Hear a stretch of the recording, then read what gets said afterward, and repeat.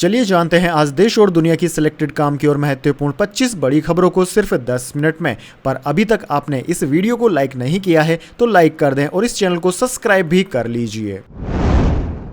कानपुर में साबरमती एक्सप्रेस पटरी से उतरी, आईबी की टीम मौके पर पहुंची, पुलिस जांच भी शुरू। रेल मंत्री बोले ट्रेन भारी चीज से टकराई। जी हां दोस्तों, उत्तर प्रदेश के कानपुर में साबरमती एक्सप्रेस पटरी से उतर गई। 22 डिब्बे डिरेल हुए। ट्रेन वाराणसी से अहमदाबाद जा रही थी। गनीमत रही कि हादसे में किसी की जान नहीं गई। वहीं दोस्तों कुछ यात्रियों को चोट लगी। हादसा देर रात 2:35 पर कानपुर शहर से 11 किलोमीटर दूर भीमसेन और गोविंदपुरी स्टेशन के बीच हुआ। दरअसल दोस्तों हादसे के वक्त ट्रेन की स्पीड 70 से 80 किलोमीटर प्रति घंटे की रफ्तार से थी। एक पहिया उतरते ही प्रेशर कम हुआ। ड्राइवर ने वक्त रहते इमरजेंसी ब्रेक लगा दिए, जिस वजह से बड़ा हादसा होने से बच गया।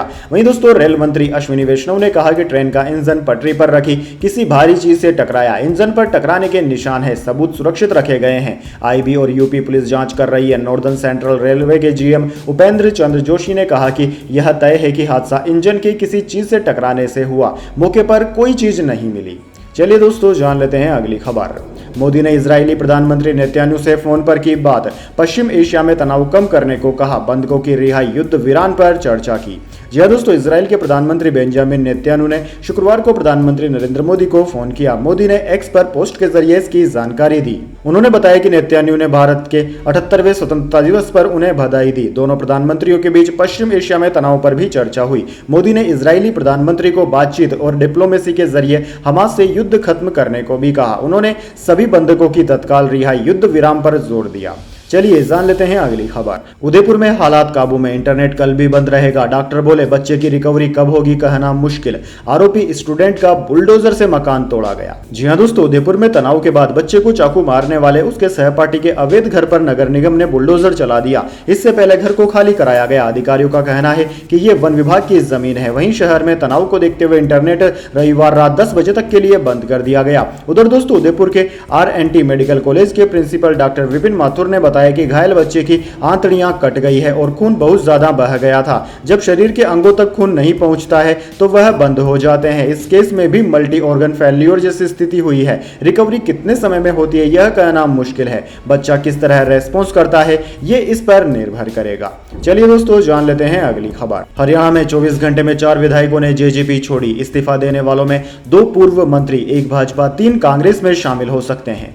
जी हां दोस्तों, हरियाणा में विधानसभा चुनाव के ऐलान के बाद से डॉक्टर अजय सिंह चौटाला की जननायक जनता पार्टी जेजेपी में घमासान मचा हुआ है। पूर्व श्रम मंत्री अनूप धानक के इस्तीफे के बाद शनिवार 17 अगस्त को 3 और विधायकों ने पार्टी छोड़ दी। दोस्तों आपकी जानकारी के लिए बता दें, राज्य में 1 अक्टूबर को एक ही फेज में 90 सीटों पर चुनाव होंगे और 4 अक्टूबर को नतीजे आ जाएंगे। चलिए जान लेते हैं अगली खबर। तुर्की की संसद में 30 मिनट तक चले लात घूंसे, 3 विपक्षी सांसद हुए घायल। एर्दोगन की पार्टी को आतंकी संगठन कहने पर हुआ था बवाल।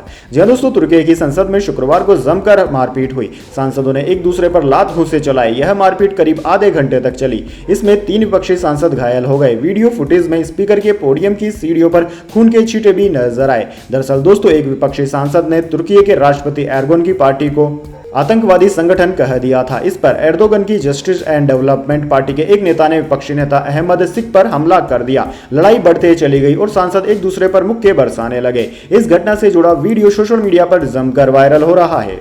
चलिए जान लेते हैं अगली खबर। अयोध्या में बैम्बू लाइटें चोरी होने का सच। कंपनी ने 2600 लाइटें लगाकर 6400 का पेमेंट लिया। जांच हुई तो चोरी की FIR कराई। जी हां दोस्तों, अयोध्या में राम मंदिर तक जाने वाले रामपथ और भक्ति पथ के किनारे लगी 3800 बैम्बू लाइट और 96 गोम्बो प्रोजेक्ट लाइट चोरी हो गई। 14 अगस्त को खबर सामने आई तो देश भर में चर्चा हुई। सपा प्रमुख अखिलेश यादव ने तंज कसा। अयोध्या में चोरों ने कानून व्यवस्था की बत्ती गुल कर दी है।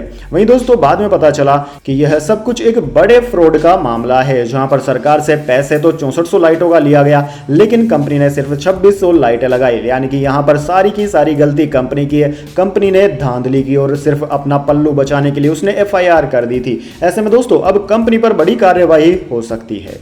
चलिए दोस्तों जान लेते हैं अगली खबर। पंजाब किंग्स के मालिकों के बीच बड़ा विवाद। प्रीति जिंटा ने किया हाईकोर्ट का रुख।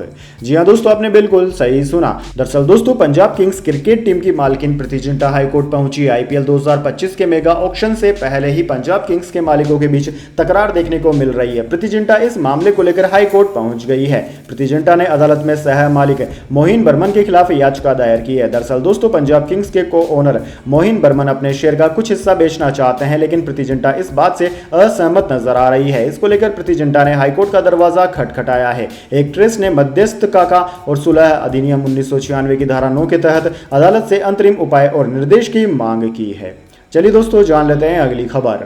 कोलकाता रेप मर्डर केस, केंद्र बोला डॉक्टर हड़ताल खत्म करें, सुरक्षा के लिए कमेटी बनाएंगे, आईएमए ने 24 घंटे के लिए काम रोका। जी हां दोस्तों, कोलकाता में ट्रेनी डॉक्टर से रेप मर्डर की घटना के विरोध में रेजिडेंट डॉक्टरों की हड़ताल का शनिवार को 8वां दिन है। इंडियन मेडिकल एसोसिएशन आईएमए ने भी 24 घंटे के लिए अस्पतालों में सिर्फ इमरजेंसी सेवाएं चालू रखने की बात कही है। इसी बीच दोस्तों केंद्रीय स्वास्थ्य मंत्रालय ने डॉक्टर्स से हड़ताल खत्म करने को कहा है। मंत्रालय ने बयान जारी कर कहा कि डॉक्टरों की मांग को लेकर कमेटी बनाई जाएगी, सुरक्षा के लिए राज्य सरकारों से भी सुझाव मांगे जाएंगे। वहीं दोस्तों स्वास्थ्य मंत्रालय के इस फैसले के पहले ही आईएमए चीफ ने शनिवार को कहा कि इमरजेंसी सेवाएं छोड़कर अस्पतालों में कामकाज बंद है।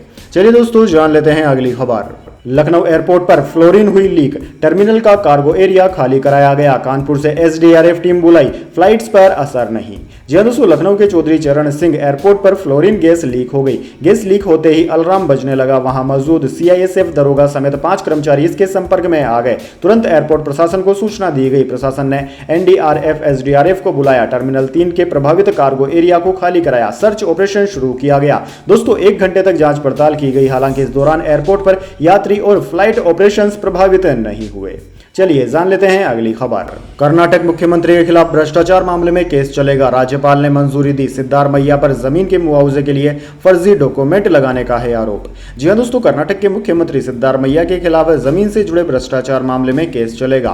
राज्यपाल थावर चंद गहलोत ने शनिवार को इसकी आधिकारिक अनुमति दे दी है। वहीं दोस्तों सिद्धारमैया पर मैसूरी शहर विकास प्राधिकरण की जमीन के मुआवजे के लिए फर्जी दस्तावेज लगाने का आरोप है। 26 जुलाई को राज्यपाल ने नोटिस जारी कर सीएम से 7 दिन में जवाब मांगा था। 1 अगस्त को कर्नाटक सरकार ने राज्यपाल को नोटिस वापस लेने की सलाह दी और उन पर संवैधानिक शक्तियों के दुरुपयोग का आरोप लगाया।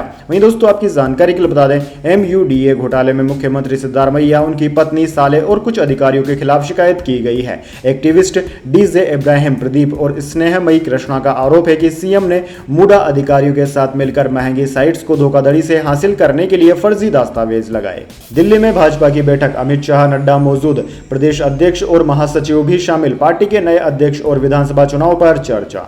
जी हां दोस्तों, दिल्ली भाजपा मुख्यालय में शनिवार को पार्टी के राष्ट्रीय और प्रदेश के नेताओं की बैठक हो रही है। इसमें पार्टी अध्यक्ष और केंद्रीय स्वास्थ्य मंत्री जेपी नड्डा और गृह मंत्री अमित शाह शामिल हुए। बैठक में प्रदेश अध्यक्षों, महासचिवों और प्रभारियों को भी बुलाया गया। दोस्तों सूत्रों के मुताबिक बैठक में पार्टी के सदस्यता अभियान को अंतिम रूप दिया जाएगा। नए पार्टी अध्यक्ष के चुनाव से पहले यह अभियान पूरा किया जाएगा। इसके अलावा जम्मू कश्मीर, हरियाणा, महाराष्ट्र और झारखंड विधानसभा चुनाव को लेकर भी बातचीत होगी। चलिए दोस्तों जान लेते हैं अगली खबर। आरोपी छात्र के किराए के घर पर चला दिया बुलडोजर, उदयपुर में तनाव के बीच प्रशासन के एक्शन पर ही उठे सवाल। जी हां दोस्तों, राजस्थान के उदयपुर में अपने सहपाठी को चाकू मारने का आरोपी लड़का जिस घर में रहता है, शनिवार को अधिकारियों ने उसे बुलडोजर से ध्वस्त कर दिया। उदयपुर जिला प्रशासन ने आरोपी के परिवार को अपना सामान हटाने की अनुमति देने के बाद खांजी पीर की दीवान शाह कॉलोनी में स्थित घर में तोड़फोड़ की। बाद में पता चला कि आरोपी अपने परिवार के साथ उस घर में किराए पर रह रहा था। अब दोस्तों इस एक्शन के बाद उदयपुर प्रशासन सवालों के घेरे में है। लोगों का कहना है कि आरोपी पर कार्रवाई करने की बजाय बेकसूर पर कार्रवाई की गई और उसका घर गिरा दिया गया। भारी पुलिस कर्मियों और जिला प्रशासन की मौजूदगी के बीच घर पर बुलडोजर चलाया गया। स्थानीय लोगों की पुलिस कर्मियों के साथ हल्की झड़प हो गई। लोग घर के बाहर इकट्ठे थे और कह रहे थे कि आरोपी यहां किराए पर रह रहा था, इसमें उसके मकान मालिक की क्या गलती है। वैसे दोस्तों कमेंट करके बताइए प्रशासन की इस कार्रवाई पर आप क्या कहना चाहेंगे। चलिए जान लेते हैं अगली खबर। होटल अस्पताल में हो रहा कैश लेन देन टैक्स विभाग के रडार पर, सीबीडीटी ने बड़े पैमाने पर दिए जांच के आदेश। जी हां दोस्तों, देश में डायरेक्ट टैक्स एडमिनिस्ट्रेशन के शीर्ष संस्थान केंद्रीय प्रत्यक्ष कर बोर्ड सीबीडीटी ने आयकर विभाग से होटल, लग्जरी ब्रांड की बिक्री, अस्पताल और आईवीएफ क्लिनिक जैसे व्यवसायिक क्षेत्रों में बड़े पैमाने पर नगद लेन देन की जांच करने को कहा है। बोर्ड ने कहा है कि यह जांच गैर जरूरी हस्तक्षेप के बिना होनी चाहिए। सीबीडीटी ने कर विभाग से बकाया मांगों की वसूली के लिए ठोस प्रयास करने को भी कहा है, जिसमें पिछले वित्त वर्ष से तेज वृद्धि देखने को मिली। इस संबंध में बोर्ड ने हाल ही में केंद्रीय कार्य योजना 2024-25 जारी की है। वरिष्ठ अधिकारियों ने समाचार एजेंसी भाषा को बताया कि वित्तीय संस्थानों के 2 लाख रुपए से अधिक के नगद लेन देन को वित्तीय लेन देन के विवरण के जरिए बताना आवश्यक था, लेकिन ऐसा नहीं हो रहा है। चलिए दोस्तों जान लेते हैं अगली खबर। सोने के बदले जमकर लोन बांट रही है एनबीएफसी कंपनियां। जून में 20% बढ़ गई है गोल्ड लोन की डिमांड। जी हां दोस्तों, सोने की कीमतों में तेज उछाल का फायदा गोल्ड लोन देने वाली कंपनियों को मिल रहा है। सोने पर बेहतर वैल्यू मिलने की वजह से गोल्ड लोन लेने वालों की संख्या बढ़ रही है। क्रिसिल रेटिंग की एक रिपोर्ट के अनुसार जून के महीने में गोल्ड लोन की डिमांड मई के मुकाबले 20% तक बढ़ गई। क्रिसिल रेटिंग्स के मुताबिक जून 2024 में गोल्ड लोन में जबरदस्त इजाफा हुआ है। दोस्तों, जून के महीने में बांटा गया कर्ज बीती तिमाही के हर महीने बांटे गए औसत लोन के मुकाबले 12% अधिक रहा है।